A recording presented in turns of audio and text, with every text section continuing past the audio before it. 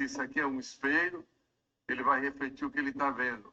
Nós somos como um espelho para refletir a glória do Senhor na face de Cristo. Nós só vamos refletir na medida que nós olhamos para o Senhor. Então, esse olhar é espiritual e à medida que eu olho para Cristo, eu reflito Cristo. Então, quando a gente fala de novo nascimento, quando a gente fala de ser guiado pelo Espírito Santo, é esse processo de transformação da mente para que quem olhe a minha pessoa veja Cristo em mim, assim como eu ver Cristo no outro. E a gente só vê Cristo no outro se a gente tiver Cristo em nós. Ainda ontem eu falei, veio uma frase que não adianta falar a verdade aquele que não tem a verdade. Hoje de manhã, no nosso mini treinamento, eu falei isso. É uma frase triste demais para eu falar, mas eu tive essa frase medita ontem à tarde. Não adianta falar a verdade àquele que não tem a verdade. E essa a verdade com letra maiúscula e um V maiúsculo significa ter Cristo em si. Quem não tem Cristo acusa o outro. Quem tem Cristo não vai acusar ninguém, porque se sente um trapo de imundície. Isso espiritualmente falando.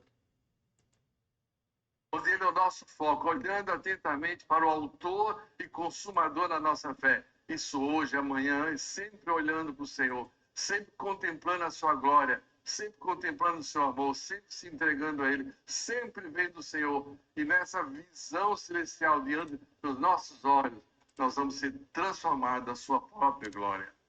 Não pense que vai ser por estudos, por esquemas, não é que nós vamos ser intelectual. transformados e conformados. Essa é uma obra do Espírito Santo em Aí, ó. nós.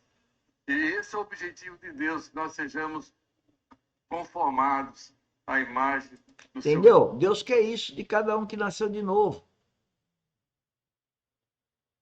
É uma vida espiritual. Deus quer, através da vida, assim como o nenê tem uma vida e vai amadurecendo e não sabia ir no banheiro, agora sabe, não sabia comer, agora sabe, e vai amadurecendo.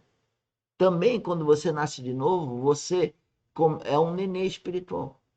Aí você vai amadurecendo. Como?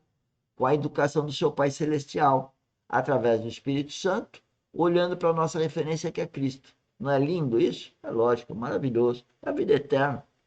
É a vida de Deus em nós. Filho de Deus. E Deus é um Deus de propósito.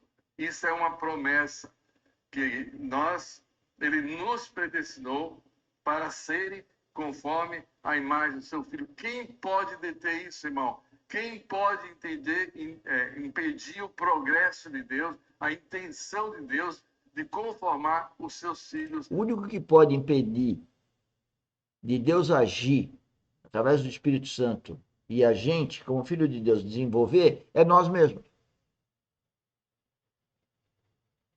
Porque ele está fazendo de tudo para nós. Nós precisamos fazer a nossa parte. E como que eu faço? Ouvindo o Espírito Santo. Como que eu ouço o Espírito Santo? Me relacionando. Muita gente fala oração, oração, e acha que oração é ficar repetindo um texto. Isso não é oração. Oração é um relacionamento.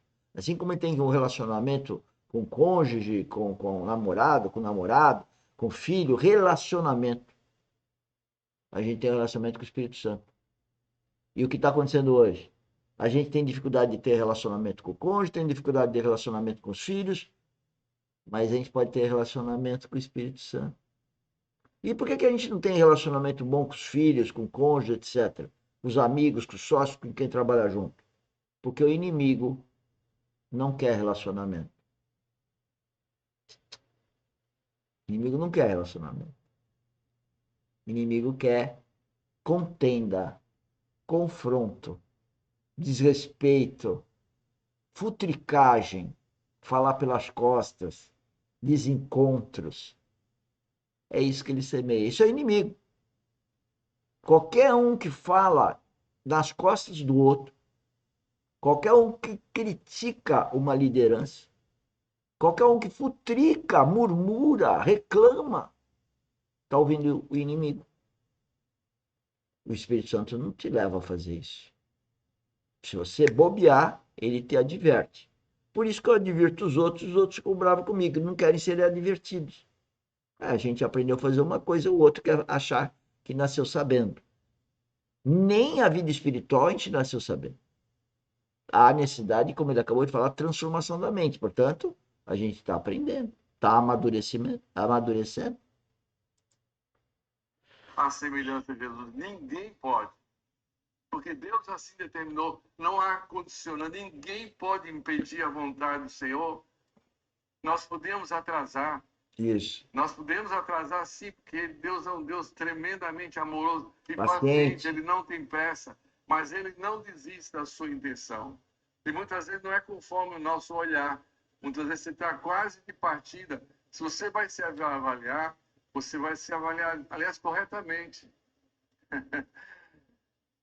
Pensando um pouco, Paulo no início ele diz, eu sou o menor dos apóstolos. Olha só. Ele olhava para os Para apóstolos e quem dizia, eu não tem sou o menor. lembrança, Paulo é um cara que teve tudo de bom na vida material.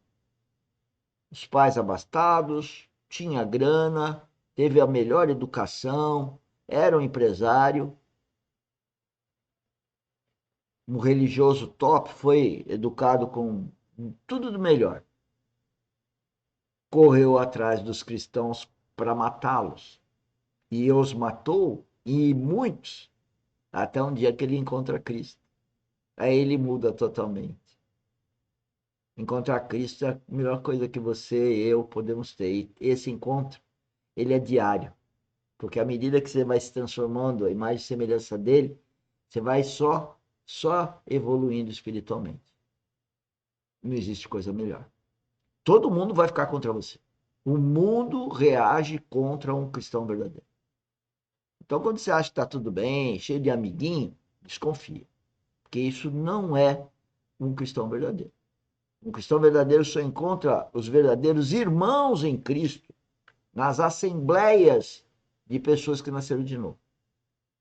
Não é nessa igreja que tem umas denominações aí, não. É espiritual a coisa. A igreja não é o local lá, endereço tal, denominação tal. Não, a igreja é espiritual. A igreja de Cristo é uma única igreja. Um único mentor. O cristão é seguido, todo cristão tem um encabeçamento de Cristo. Menor dos apóstolos. Depois, passou um tempo, ele começou a olhar para os irmãos, eu sou o mínimo dos irmãos. Olha aqui Paulo. Paulo ele foi cada vez para baixo. Ele não subiu. Ele cada vez se sentia pior. Por quê? Maturidade espiritual. Por isso que eu falo que eu sou um trapo de imundície. Porque é o que eu me sinto. Espiritualmente, é lógico. Né? Não se comparando com as outras pessoas em nível horizontal, em nível do plano horizontal. A nível espiritual, eu me sinto um trapo de imundície. Porque aí ele era servo de todos. Olha aí, Ele pregava Jesus Cristo. servo de todos. Jesus Cristo veio aqui para ser servo. Paulo falou que queria ser servo. Nós, filhos de Deus, estamos aqui para servir. Agora, quem não é filho de Deus quer ser servido.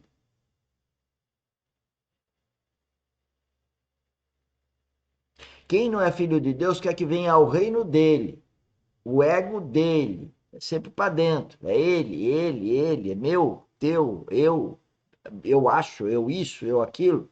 Quem é filho de Deus não, é nós, é só nós. Por quê?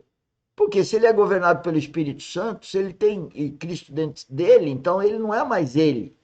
Espiritualmente é nós. Eu não posso falar eu. Se eu falo eu, já errei. Porque eu é carne, eu não vale nada. Eu não valho nada. Se eu não tenho Cristo em mim, eu não valho nada. Mas isso é para quem tem consciência espiritual. Como eles estão falando aí. E a nós, como seus servos, de todos nós, dos irmãos, né, no caso. Então ele se tornou um servo. E por isso ele se tornou o menor de todos. O E no menor de final da todos. vida dele, lá em Timóteo, o que, que ele diz, irmão? Eu sou o principal dos pecadores. Aí, ó. Como Paulo pode dizer isso? Aí. Como pode um homem que depois de tanto servir ao Senhor, de ter tanto conhecimento, tanta comprovação, uma vida de vitória, em triunfo sempre, ele vai... Vitórias e triunfos espirituais. Porque as vitórias que ele teve na vida carnal dele, ele se sentiu um lixo.